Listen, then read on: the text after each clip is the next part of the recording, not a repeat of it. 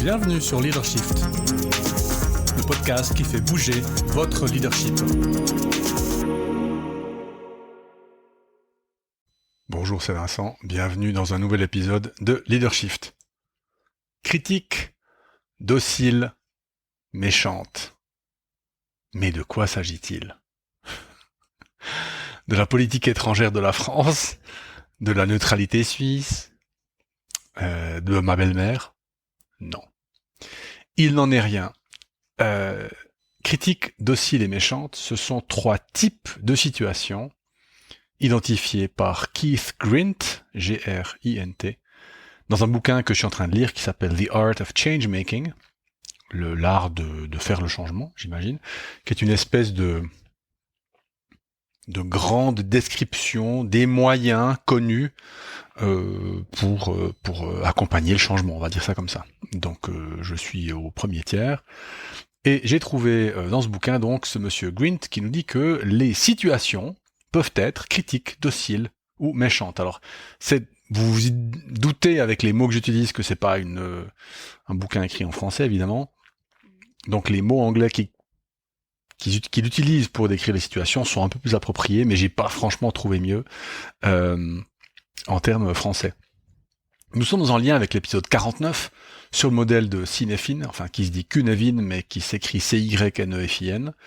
On avait vu les différents types de situations demandent des types de réactions différents. Alors, Grint lui dit qu'il y a trois types de situations différents et que donc chacun de ces types de situations va demander un type de leadership différent. Les trois types de situations, vous aurez deviné, c'est les situations critiques, les situations dociles et les situations méchantes. On les prend les trois et ensuite on regarde qu'est-ce qu'on peut faire avec. Alors, la situation critique, donc c'est ce qu'il appelle lui les critical situations, là, la traduction fonctionne bien, sont les problèmes qui provoquent une crise et qui nécessitent donc une action immédiate. Souvent, ces situations critiques entraînent de l'incertitude, de la peur, de l'angoisse, de l'anxiété. Et donc, naturellement, vous le savez, Homo sapiens, peur, style directif. On va chercher le style directif, donc là, souvent un style approprié, c'est un leadership de style militaire, de style dirigeant, décideur. On a des gens qui décident ce qu'il faut faire, puisqu'il faut bien quelqu'un qui décide. Il s'agit donc d'agir d'abord. On commence par agir. On peut pas analyser, vous voulez qu'on analyse quoi ? C'est une crise, il faut agir vite. Et donc, ça correspond au type de situation chaotique chez Cynefin. Et on a vécu une situation, un exemple très clair lors de la Covid. En Suisse, par exemple, on a abandonné, le Parlement a abandonné une partie de ses pouvoirs au profit du gouvernement pour que nous puissions aller vite. Parce que c'était évidemment une crise, voire même la définition d'une crise. Donc, situation critique, on veut du leadership directif, parce que simplement il y a de l'incertitude et de la peur. Deuxième type de situation, les situations dociles, en anglais tame. Tame, c'est pas seulement docile, c'est aussi apprivoisable, peut-être. En tout cas, qu'on peut apprivoiser. Donc là, ce sont des problèmes qui sont souvent connus, avec des solutions connues. Donc qui relèvent plutôt de l'expertise, du savoir-faire existant. Quoique, les situations dociles peuvent aussi être des situations qu'on n'a jamais vues, mais qui sont des problèmes qu'on appellerait d'ingénierie. Par exemple, quand on a voulu mettre un homme sur la Lune, qui est souvent l'exemple que je prends quand je dois expliquer ces choses-là, bon, c'est pas un problème critique, c'est pas une crise, faut pas le faire tout de suite, mais on a les éléments, on sait comment construire un moteur, on a calculé la vitesse à laquelle l'objet doit voler pour éviter l'attraction terrestre, donc c'est un problème d'ingénierie. Donc les solutions sont connues, même s'il faut les mettre ensemble, on sait à peu près ce qu'il faut faire. Donc là, dans les situations dociles, il faut un leadership de style managérial, habituel, en gros, qui correspond au type de situation simple et compliquée chez Cynefin. Et donc, l'idée dans les situations dociles, c'est qu'on peut commencer par analyser ou catégoriser. Et une fois qu'on a analysé, catégorisé, on va chercher la bonne solution, typiquement d'ingénierie, et puis on va l'appliquer. Ça, ce sont les situations dociles. Troisième type de situation, ce qu'il appelle les wicked situations. Donc wicked en anglais c'est méchant, mais c'est tordu aussi. Hein. Donc une situation méchante, c'est quoi ? Eh ben, c'est un problème complexe qui contient en son sein une multitude d'autres problèmes. Donc, il n'y a pas de solution connue, on ne sait absolument pas ce qu'il faut faire. C'est différent du chaotique parce qu'ici, il n'y a pas de crise, il n'y a pas d'élément de temps, on pourrait presque dire finalement. Ici, on a une situation qui est complexe, qu'il faut résoudre. Hein.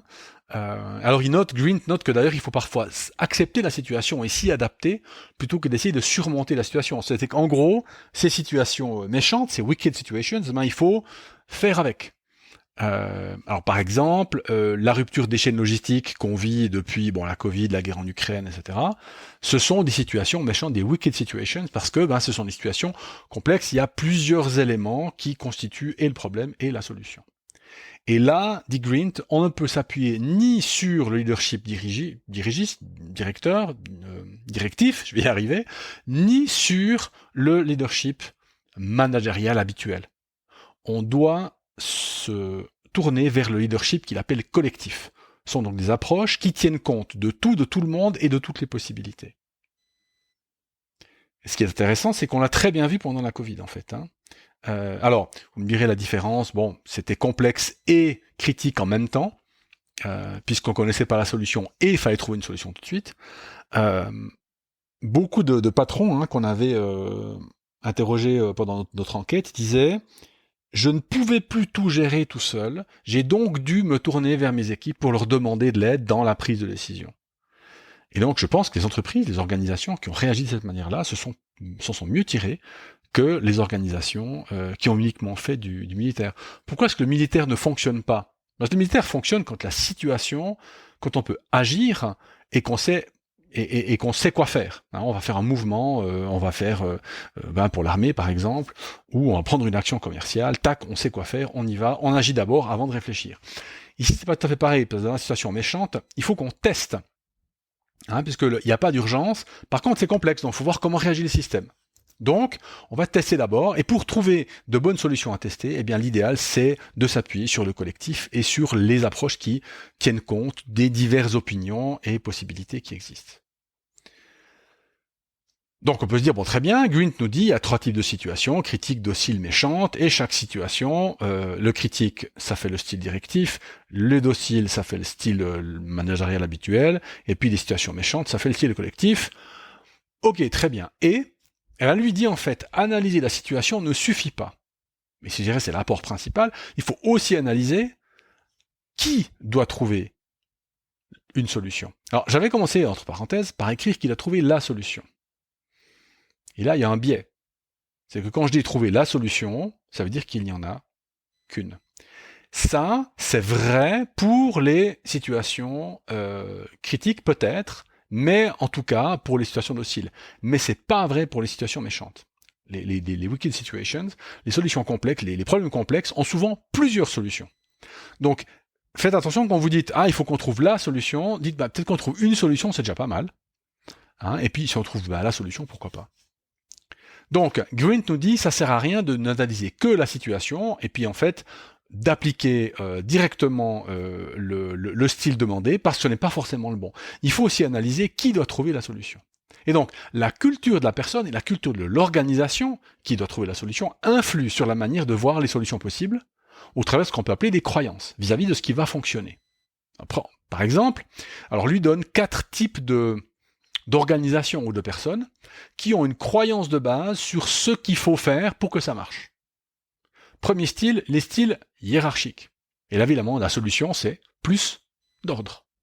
Oui, plus d'ordre, plus de règles, plus de directivité. Donc vous voyez que ça marchera bien, le style hiérarchique, dans des situations critiques, voire peut-être dans certaines situations dociles, mais clairement pas nécessairement dans les situations complexes. Les méchantes, comme ils les appellent. Donc, premier type, hiérarchique. Deuxième type, les égalitaires, donc les sociétés égalitaires ou les personnes égalitaires. Et là, il faut plus de débat, plus de responsabilité. Alors vous voyez que ça fonctionnera bien dans les situations dociles, parce qu'on peut débattre de la bonne solution, peut-être dans les situations méchantes, mais clairement pas forcément dans les situations critiques. Parce qu'il faut agir, on n'a pas le temps de débattre. troisième type, les fatalistes. Alors, rien ne fonctionnera. Alors bon, je sais pas à quoi il sert ce type-là, parce que comme rien ne fonctionnera, on va rien faire, on va attendre. Ça marchera clairement pas dans les situations de crise. Ça marchera peut-être, on aura l'impression de fonctionner avec ça dans les situations complexes. Puisque peut-être qu'il faut attendre, voir comment ça évolue. Mais en fait, voilà, si on est fataliste, rien ne fonctionnera de toute façon, donc ça ne sert à rien d'essayer. Au bout d'un moment, ça va finir par se voir. Quatrième type de culture ou de croyances, les croyances individualistes. La solution, c'est plus de rationalité individuelle, plus d'autonomie. Et donc, vous voyez que ça fonctionnera bien dans les situations dociles. La rationalité individuelle, la science fonctionnera bien dans les situations dociles, donc de type ingénierie, solution à trouver, à construire. Mais vous voyez que la solution individualiste fonctionnera pas nécessairement dans les situations de crise, puisque si chacun fait ce qu'il veut, on aura une perte d'énergie, et puis ça fonctionnera alors clairement pas dans les situations complexes, puisque là, on a besoin du collectif pour résoudre la situation. Donc, analyser, c'est bien, mais il faut aussi voir quel est le type des personnes, qui on a comme équipe dans cette situation-là. Et leur faire prendre conscience que leur comment faut dire ça, leur biais, finalement, leur stéréotype ne fonctionnera peut-être pas. Prenez quelqu'un qui a une attitude généralement assez militaire, assez directive, quelqu'un qui décide, tac, tac, tac. Cette personne, si elle se trouve dans une situation méchante, une situation complexe, elle aura naturellement tendance à mettre des règles et à rigidifier. Et ça va vraisemblablement faire empirer le problème. Parce que elle fonctionne de cette manière-là. Le contraire est aussi vrai. Prenez quelqu'un qui est hyper débat, etc. On va faire des colloques, on va faire des grands workshops et tout. Dans une situation de crise, ça ne fonctionnera pas. Green nous fait encore deux apports intéressants. Le premier, c'est ce qu'il appelle les solutions élégantes. Alors une solution élégante, c'est ce qu'on va aimer par défaut, c'est une solution qui répond à une de ses croyances, donc applicable pour les problèmes dociles aux critiques. Ce que dit Green, c'est que quand j'ai une solution un biais qui s'applique à un type de situation, donc par exemple les solutions hiérarchiques qui s'appliquent bien aux situations critiques, les solutions égalitaires qui s'appliquent bien aux situations dociles, etc. Eh bien c'est ce qu'on appelle une solution élégante, qui est facile, qui est simple, qui est belle, et de laquelle on va être relativement fier, et de laquelle on va tirer beaucoup de satisfaction. Mais il y a un autre type de solution, alors qu'il appelle clumsy, donc c'est plutôt maladroit ou pas idéal. Donc les solutions maladroites, ce sont les solutions qui sont pragmatiques, mais qui sont imparfaites. Et donc ça, typiquement, ce sont des solutions qu'on va trouver à un méchant problème. Pourquoi ? Parce que ce qu'on va faire, c'est qu'on va devoir panacher les trois croyances principales, donc hiérarchique, égalitaire, individualiste, pour prendre chez chacun ou chez chacune de ces croyances ce qui peut fonctionner dans notre solution, qui sera certes maladroite, moche et imparfaite, mais qui aura le mérite d'exister. Puisque, vous vous souvenez, chez Cunevin, on a vu dans les solutions complexes, ce qu'on veut, c'est tester. Or, il faut tester peut-être un peu d'hiérarchique ici, un peu d'égalitaire ici, un peu d'individualiste là.